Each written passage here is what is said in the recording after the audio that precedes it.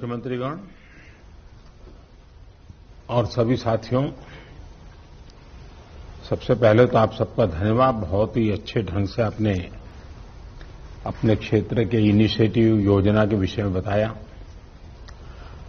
Corona की second wave से लड़ने के लिए एक प्रकार से जिलों के आप सबसे प्रमुख योद्धा हैं। 100 वर्षों में आई इस सबसे बड़ी आपदा में हमारे पास जो संसाधन है उनका बेहतर से बेहतर उपयोग करके आपने इतनी बड़ी लहर का मुकाबला किया है। साथियों, आपसे बातचीत की शुरुआत में मैं आपको वो दिन याद दिलाना चाहता हूं जब आप इस सेवा में आने के लिए तैयारी कर रहे थे। आप याद करिए, जब आप सिविल सर्विसेज या अन्य परीक्षाओं के लिए जुटे थे तो आप अपने परिश्रम पर, अपने काम करने के तरीके पर सबसे ज्यादा विश्वास करते थे।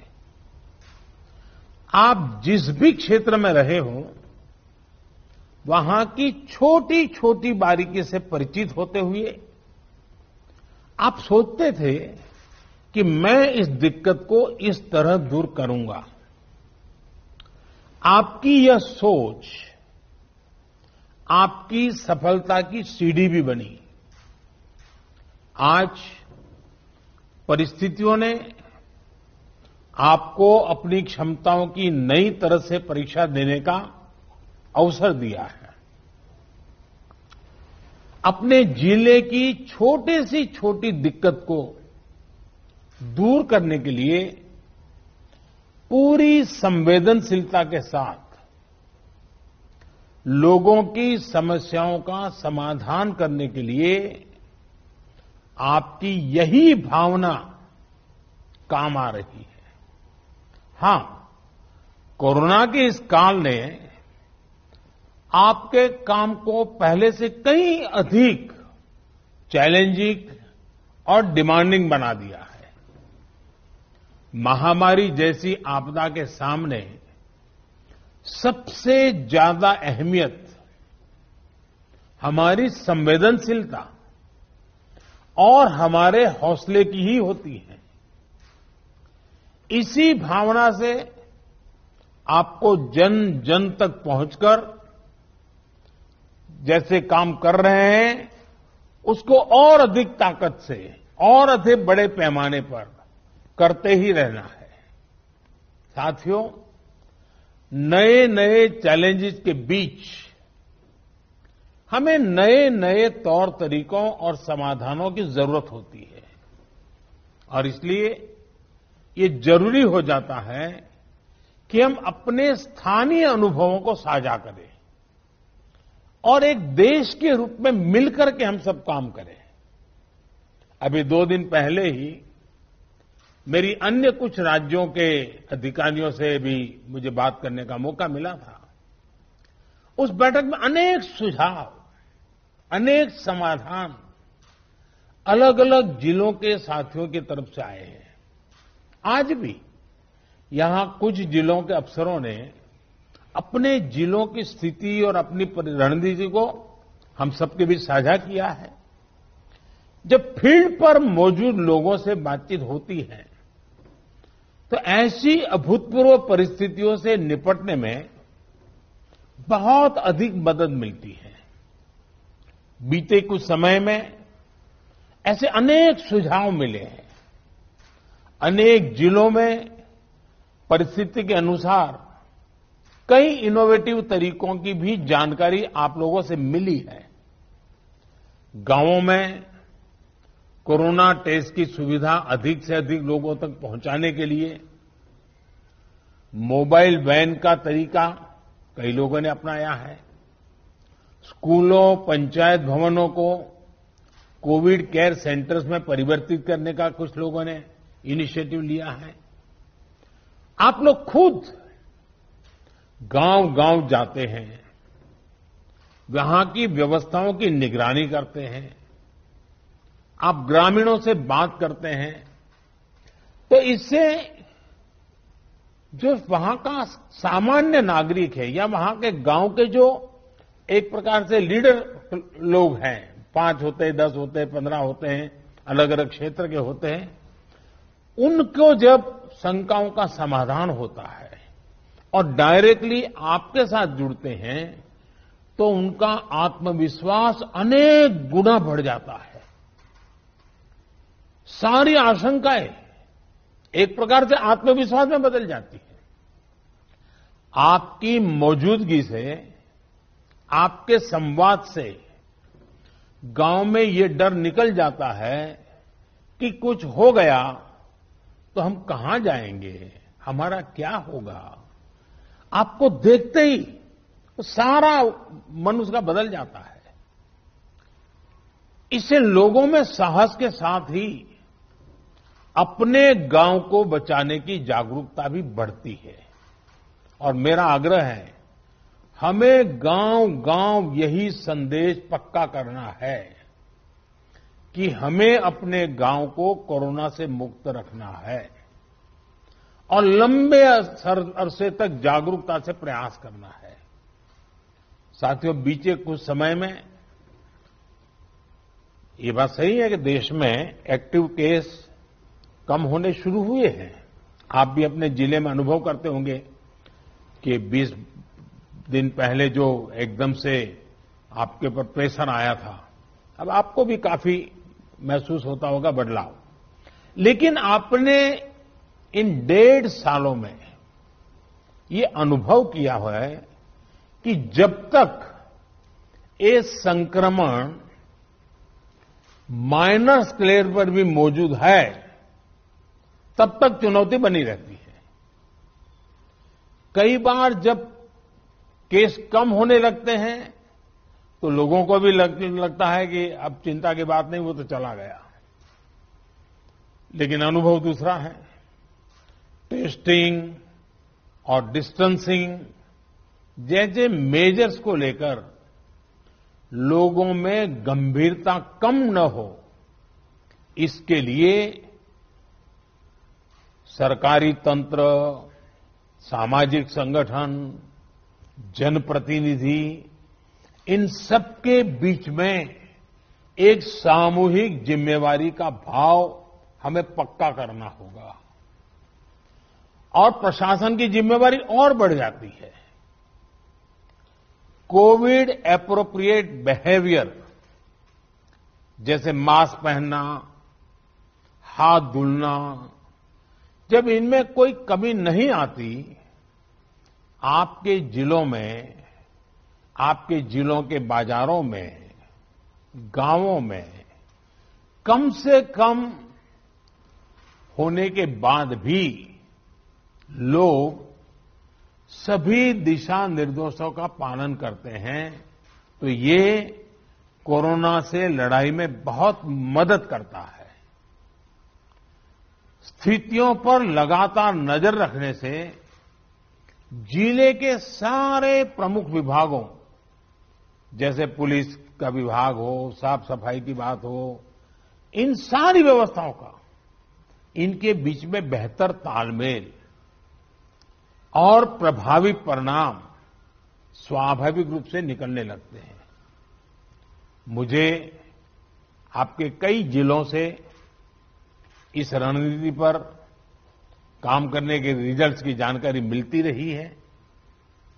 इन जगहों पर आपने वाकई बड़ी संख्या में लोगों का जीवन बचाया है। साथियों, फील्ड में किए गए आपके कार्यों से, आपके अनुभवों और फीडबैक से ही प्रैक्टिकल और इफेक्टिव पॉलिसीज बनाने में मदद मिलती है। टीकाकरण की रणनीति में भी हर स्तर पर राज्यों और अनेक स्टेक होल्डर से मिलने वाले सुझावों को शामिल करके आगे बढ़ाया जा रहा है। इसी क्रम में स्वास्थ्य मंत्रालय की तरफ से 15 दिन के टीकों की उपलब्धता की जानकारी राज्यों को दी जा रही है। वैक्सीन सप्लाई टाइमलाइन की स्पष्टता होने से टीकाकरण से जुड़े मैनेजमेंट में आप सभी को और आसानी होने वाली है। मुझे विश्वास है कि हर जिले और वैक्सीनेशन सेंटर के स्तर पर सप्लाई और सुदृढ़ होगी। इससे टीकाकरण से जुड़ी अनिश्चितताओं को दूर करने में, पूरी प्रक्रिया को स्ट्रीमलाइन करने में बहुत मदद मिलेगी। वैक्सीनेशन का जो प्लान है, जो कैलेंडर है, उनको हम नियमित रूप से अलग अलग मीडिया प्लेटफॉर्म पर अधिक से अधिक साझा करेंगे तो लोगों को कम से कम परेशानी होगी। साथियों, पिछली महामारी हो या फिर ये समय, हर महामारी ने हमें एक बात सिखाई है। महामारी से डील करने के हमारे तौर तरीकों में निरंतर बदलाव, निरंतर इनोवेशन, निरंतर अपग्रेडेशन बहुत जरूरी है। ये वायरस म्यूटेशन में स्वरूप बदलने में माहिर है। एक प्रकार से बहुरूपिया भी है और ये वायरस धूर्त भी है। तो हमारे तरीके और स्ट्रेटेजीज भी डायनेमिक होने चाहिए। साइंटिफिक लेवल पर हमारे वैज्ञानिक वायरस के बदलते स्वरूपों से निपटने के लिए दिन रात काम कर ही रहे हैं। वैक्सीन बनाने से लेकर एसओपीज और नई ड्रग्स बनाने तक लगातार काम हो रहा है। जब हमारी एडमिनिस्ट्रेटिव अप्रोच भी इतनी ही इनोवेटिव और डायनेमिक रहती है तो हमें असाधारण परिणाम मिलते हैं। आपके जिले की चुनौतियां यूनिक होगी, इसलिए आपके समाधान भी उतने ही यूनिक होने चाहिए। एक विषय वैक्सीन वेस्टेज का भी है।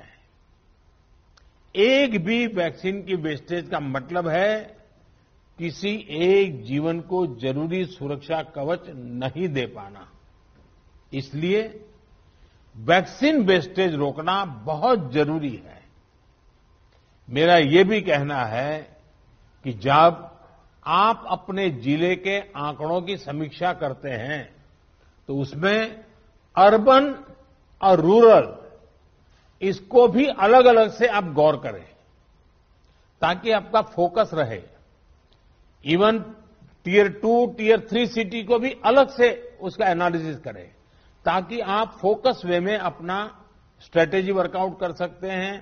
कहां कितनी ताकत लगानी है, किस प्रकार की ताकत लगानी है, ये बड़ी आसानी से आप कर पाएंगे।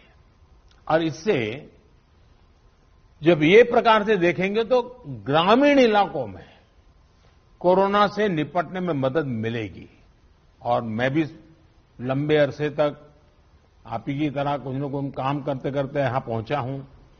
मेरा अनुभव है कि गांव के लोगों को अगर सही बात समय पर पहुंचा दी जाए तो वो बहुत रिलीजियसली उसको फॉलो करते हैं, बहुत रिलीजियसली।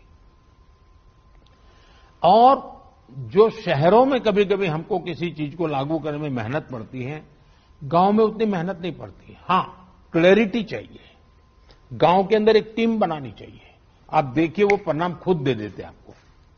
साथियों, सेकंड वेव के बीच वायरस म्यूटेशन की वजह से अब युवाओं और बच्चों के लिए भी ज्यादा चिंता जताई जा रही है।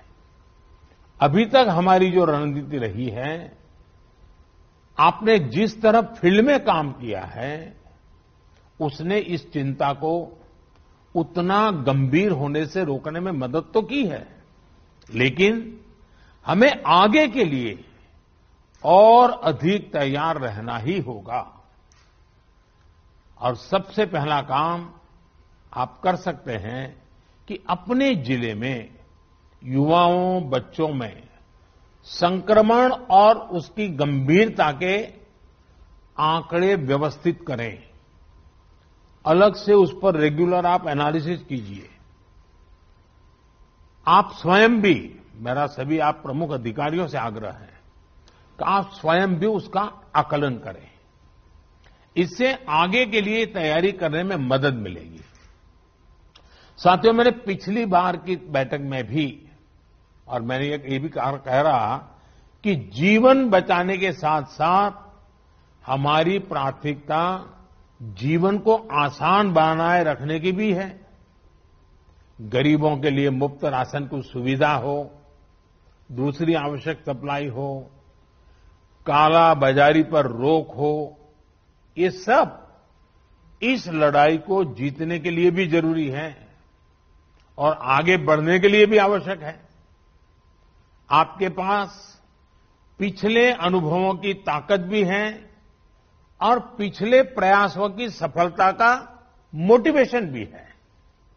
मुझे पूरा भरोसा है कि आप सभी अपने अपने जिलों को संक्रमण मुक्त करने में सफलता पाएंगे। देश के नागरिक का जीवन बचाने में, देश को विजयी बनाने में हम सभी सफल होंगे। और मेरा आज कुछ साथियों को सुनने का मौका मिला है, लेकिन आपके पास, हर एक के पास कुछ न कुछ सफलता की गाथाएं हैं। बड़े अच्छे इनोवेटिव प्रयोग आप सबने कहीं न कहीं किए हैं। अगर वो आप मुझे पहुंचा देंगे तो जरूर इसको देश भर में पहुंचाने में मुझे सुविधा होगी, क्योंकि इंटेलेक्चुअली डिबेट करके कितनी भी चीज क्यों न निकाले, लेकिन उससे ज्यादा ताकत जो फील्ड में काम करता है, उसने जो अनुभव किया है और उसने जो रास्ते खोजे हैं, वो बहुत ताकतवर होते हैं। और इसलिए आप सबकी भूमिका बहुत बड़ी है और इसलिए मेरा आपसे आग्रह है कि आप इसको निकालिए। दूसरा, पिछले 100 साल में किसी के जीवन में इतने बड़े संकट से जूझने की जिम्मेवारी नहीं आई है। आप डिस्ट्रिक्ट में बैठे हैं, आपके जिम्मे सबसे बड़ा बोझ आया है। आपने बहुत चीजें ऑब्जर्व की होगी, मानव मन को ऑब्जर्व किया होगा, व्यवस्थाओं की मर्यादाओं को देखा होगा, कम से कम संसाधनों का ऑप्टिमम यूटिलाइजेशन करके आपने एक नए रिकॉर्ड पर स्थापित किए होंगे। जब भी मौका मिले इसको जरा जरूर अपनी डायरी में लिख करके रखिए। आने वाली पीढ़ियों को आपके अनुभव काम आएंगे, क्योंकि पिछली शताब्दी में 100 साल पहले जो बड़ी महामारी हुई, वो उसके उतने रिकॉर्ड उपलब्ध नहीं है कि वो लड़ाई, उसका रूप कैसा था, संकट कितना गहरा था, कहां क्या हुआ, बाहर निकलने के रास्ते क्या खोजे गए। लेकिन आज हमारे डिस्ट्रिक्ट के अफसर अगर ये डिस्ट्रिक्ट गैजेट की तरह इसको बनाएंगे तो भविष्य की पीढ़ियों को भी हमारी ये मेहनत, हमारे अनुभव, ये आने वाली पीढ़ियों के लिए भी काम आएगा। और मैं आपको भी इस सफलता के लिए, इस मेहनत के लिए, और आपको और आपकी पूरी टीम को, जिस प्रकार से आप लोगों ने इसका नेतृत्व किया है, आपको बधाई देता हूं, आपकी सराहना करता हूं। और मैं आशा करता हूं कि आप और अधिक सफलता प्राप्त करेंगे, तेजी से सफलता प्राप्त करेंगे और जन सामान्य के अंदर विश्वास पैदा करेंगे। सामान्य मानवीय का विश्वास विजय की सबसे बड़ी जड़ी बूटी है, सबसे बड़ी जड़ी बूटी है। इससे बड़ी जड़ी बूटी नहीं हो सकती है और ये काम आप आसानी से कर सकते हैं। आप स्वस्थ रहें, कार्य का बोझ आपको ज्यादा है, मैं अनुभव करता हूं। और बारिश की सीजन आएगी तो और एक सीजनल जो प्रेशर रहता है वो तो बढ़ने ही वाला है। लेकिन इन सब के बीच भी आप स्वस्थ भी रहें, आपका परिवार स्वस्थ रहे और आपका जिला जल्द से जल्द स्वस्थ हो और नागरिक स्वस्थ हो, ये आपकी कामना ईश्वर पूरी करे, आपका पुरुषार्थ पूरी करेगा। मेरी तरफ से आपको बहुत शुभकामनाएं, बहुत बहुत धन्यवाद।